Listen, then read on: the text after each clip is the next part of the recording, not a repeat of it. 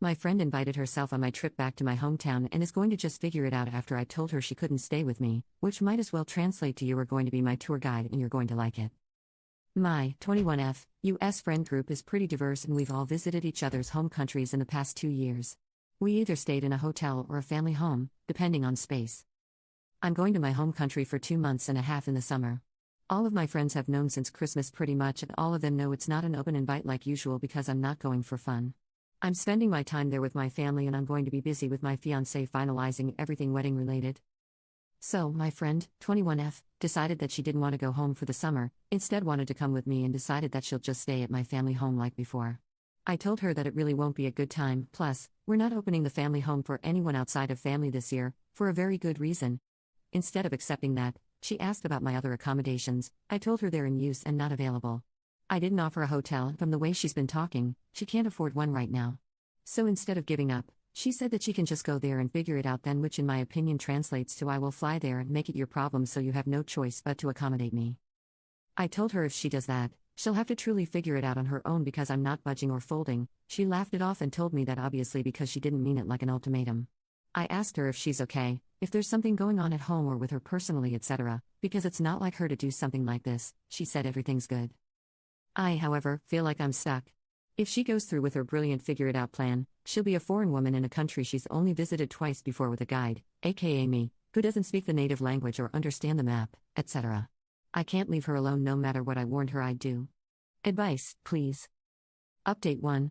So I took the advice and sent her a long text copy-pasted from one of the comments with just a few things changed up.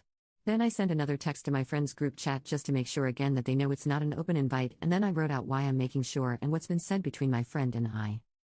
She left me on scene privately but replied in the group chat that she's not daft, she understood me perfectly the first time and what she decides to do with her time and vacation is none of my business.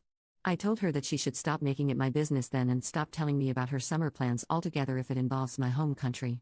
She replied that I don't have a claim to the country, and that my family's reason for not opening up our home is stupid and that we need to get over ourselves because it's not the second coming of Christ. I told her she's free to her opinion just like I'm free to mine and that in my opinion, she's acting like an entitled brat. If anyone's wondering, what she perceives as not the second coming of Christ is my eldest brother and his wife welcoming their second baby in mid-July and my parents, my other older brothers, and I being the village that we are and helping them. So no guests or visitors are allowed outside of our immediate family while my sil heals and she and my brother adjust, per their request. Update 2, 1 month later. Right, so, I was asked to update when I made my first post, and I thought I would if she did end up coming after August/September. However, things ended up happening much sooner. We didn't talk for nearly 2.5 weeks after my last text, and I didn't see her much at Hangouts since she was mad at the rest of our friends as well. They didn't exactly take sides, but they did point out that her plan was plain stupid. Anyway, she ended up coming to one of the girls' place for a group dinner, and we had a private-ish chat. She finally opened up about why she's acting like that and, as it turns out, she has a huge crush on one of my brothers and was hoping she'd get him alone this summer and shoot her shot with him.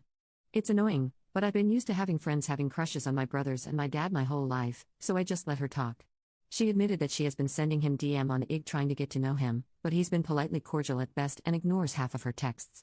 Then she started asking me about him, about his dating history, which had me disgusted because he's bi and she wanted statistics on if he's been more into girls or guys so she can figure out her chances and then asked me to help her out.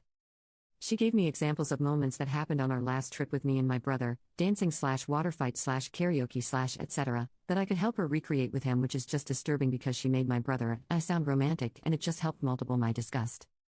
When she was done, I told her that she needed to come out of her fantasy and back to reality. She was starting to creep me TF out. I told her that the fact is that my brother isn't shy. If he was interested in her, he would act like it, and him ignoring her speaks volumes. Besides that, I told her that she knows I don't involve myself in any of my brother's relationships, and even if I did, I would never allow anyone to use me for insider information. Then I said that this conversation was over and to never bring it up with me again.